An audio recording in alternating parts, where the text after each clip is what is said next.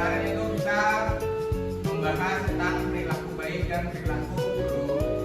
Jadi siapa yang masih ingat perilaku baik itu apa saja? Ini Pak, Ya, ini. perilaku baik itu Pak seperti kita menolong teman Pak. Oh, bagus. Coba Satrio. Kita menolong orang tua Pak. Oh, mantap.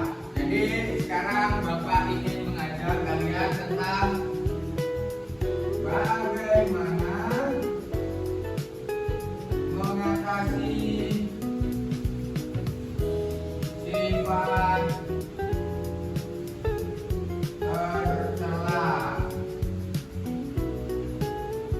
Nah, kehidupan kita sehari-hari pasti tidak luput dari perilaku teman kita yang buruk atau perilaku tercela. Jadi kita nih selama kita menjadi teman, kita harus bisa gimana caranya agar teman kita ini tidak melakukan perbuatan tercela tersebut. Nah, untuk itu sebelum kita masuk ke pembelajaran, Bapak ingin bertanya, apa itu sifat tercela? Yuk. Ini Pak, Ya, Andrio. sifat tercela itu seperti melakukan maksiat Pak. Nah, terus sifat-sifat tercela itu seperti apa? Dani coba. Ini Pak, mungkin seperti ngejek teman Pak. Nah, terus Junai tahu nggak gimana caranya kita menghadapi sifat tercela? Harus sabar Pak. Ya. Jadi selain sabar, nah kita akan memasuki cara menghadapi cara agar teman bisa menghindari sifat tercela. Seperti yang Bapak tulis tadi. Nah, jadi sifat tercela itu bisa menghasilkan hasil yang buruk bagi kehidupan kita semua. Jadi gimana kita sebagai orang atau manusia harus memahami sifat tercela itu agar bisa menghindarinya. Nah, oke, baik. Tadi kan kita tahu tujuan pembelajaran kita ingin mengatasi sifat tercela. Sekarang Bapak ingin mengajak kalian untuk berdiskusi. Jadi diskusi ini Bapak buka, kita bagi kelompoknya. Untuk sekarang Dani dan Junai berkelompok dan Satrio sendiri. Ya, Siapa? coba kan Satrio? Ada apa Pak? Ya, oke. Ini bertanya, Kita Pak. tulis, Pak. Oke. Jadi yang berkelompok ini itu mendiskusikan bagaimana cara mengatasi teman yang memiliki sifat tercela. Jadi sama juga seperti Satrio juga menjelaskan apa itu sifat tercela. Nah, nanti kalian cari apa saja sifat tercela itu, gimana cara mengatasinya, dan Satrio apa itu pengertian sifat tercela. Ada yang nggak dipahami nggak? Itu Pak, bagaimana cara kita mengatasi sifat tercela itu? Nah, yang sifat tercela itu kan banyak. Jadi kayak teman kita yang sering bolos atau malas sekolah, malas mengaji itu termasuk sifat tercela juga, atau mungkin jahat ke teman. Nah, seperti itu. Jadi ini kalian diskusi lagi.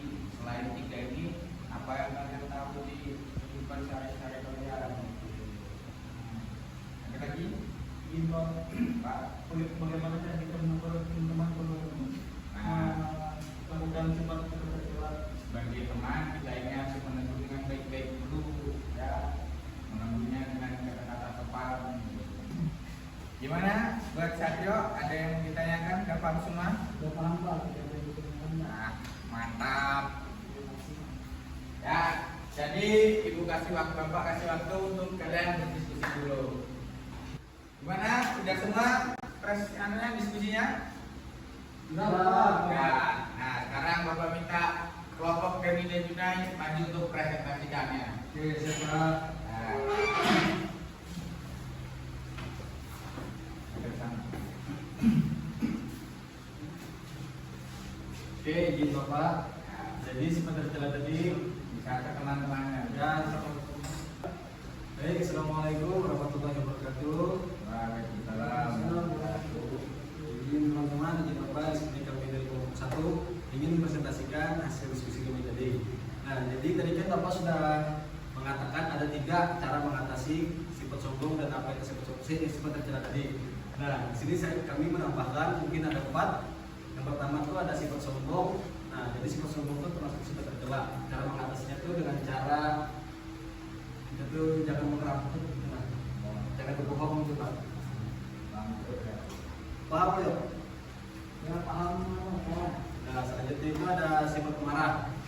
Nah, jadi kalau sifat pemarah ini cara mengatasinya tuh itu tuh bisa dengan menghina, menarik nafas gitu Pak. Oh, itu. Nah, kalau misalkan di Quran juga sudah diterapkan, kalau marah sedang berdiri silakan duduk. Nah, seperti itu. Kita lanjutkan Mas Yadi. Baik Pak, izin Bapak sama kawan-kawan. Di sini saya akan lanjutkan penjelasan tentang sifat tercela dari teman saya di mana saya lanjut yang ketiga itu adalah sifat iri. Nah, sifat iri ini adalah kayak semacam sifat kita iri terhadap orang akibat bendanya. Nah, untuk cara mengatasinya kita mungkin kita syukuri apa yang ada yang kita punyai. Nah, itu sudah termasuk bagaimana cara. Oke, mungkin kita lanjut ke yang terakhir itu sikap pemalas. Jadi sikap pemalas itu ya sifat pemalas itu. Ya sifat pemalas itu mungkin seperti kita contohnya Pak, sifat pemalas seperti kita malas untuk sholat, sedangkan kita sudah tahu bahwa sholat itu ada di agama. Nah, itu Pak. Untuk cara kita untuk cara kita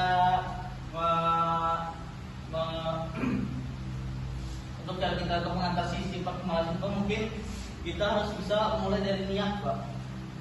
Nah, bagaimana cara kita niat ini agar kita bisa agar kita malas lagi? Contohnya kita ibaratnya berdoa atau ibaratnya mengingatkan untuk berkegiatan ataupun sholat. Nah, mungkin itu Pak penjelasan dari kami. Oke, bagaimana? Penjelasan video apakah dapat dipahami atau ada pertanyaan? Tidak ada. Baik, sekian. Wassalamualaikum warahmatullahi wabarakatuh. Waalaikumsalam. Assalamualaikum warahmatullahi wabarakatuh. Wabarakatuh. Mohon izin kepada Bapak untuk mempresentasikan sedikit daripada kelompok kami. Jadi di sini saya akan menjelaskan tentang perbuatan tercela untuk pengertiannya. Jadi pengertian tercela itu adalah di mana kita itu berbuat sesuka hati, apa yang kita mau, tidak mau mengikuti peraturan, itu bisa disebut dengan perbuatan tercela. Perbuatan tercela itu contohnya seperti terlambat di dalam masuk sebuah sekolah, itu bisa dinamakan perbuatan tercela. Nah, jadi terlambat masuk kelas itu adalah termasuk perbuatan tercela. Nah, mungkin itu saja Bapak yang dapat saya sampaikan. Apakah dari teman-teman ada yang ingin bertanya? Ada. Oh, jadi Pak, balik. Nah, baik, Bapak salut dengan kalian sudah bisa berdiskusi dan menjelaskan hasil-hasil dari diskusi kalian.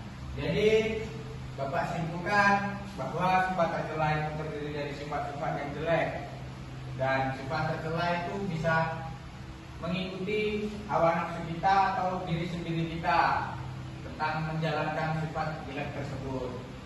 Nah, baik, sekarang Bapak tutup diskusi pada hari ini. Sebelumnya,